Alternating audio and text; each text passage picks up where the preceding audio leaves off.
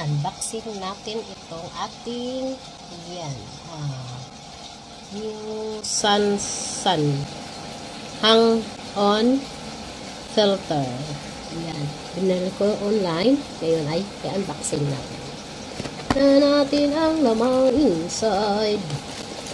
Ayan, una ay this one. Ito yung pinaka filter niya.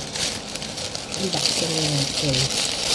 Ang kanyang ay parang US siya, plug.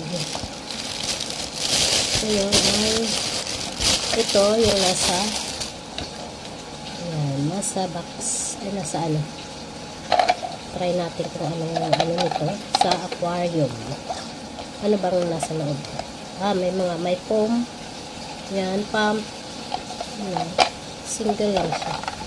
Tapos ito ay meron pa dito. Mayroon EU plug.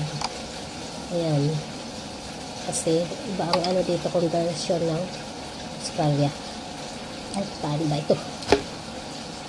Ayan. Yan, may EU plug. Tapos ito, meron dito. Hindi ko alam kung saan gagamitin. Siguro mga yan. Tube yan para sa ngayon ay ito yung manual. Ayan. Dito natin malalaman kung paano ang kanyang installation. Ayan. Install natin. Ito yung instruction niya. Ayan. Number 1. Ito. Yung sa top. Ito dito. Tapos number 2. Itong filter. May filter dito. Number 3, water inlet. Number 3, ano ba yung number 3? Pump.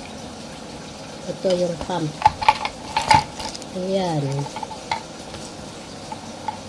Pump. Number 4, ay adjust plate. Sana yung 4? Adjust plate. Ito sa baba. Na-adjust niya dito. Ayan. Number 5, ito. Number 5, connection pipe. Ito na yung connection pipe. Number 5. So, dito i-connect yung mga pipe. Number 6, water pipe and refreshable. Yan, water pipe refreshable. Yan, ano siya dito nakasulat. 1 to 9 instruction. Kaya, gagawin na lang natin. Yung filter.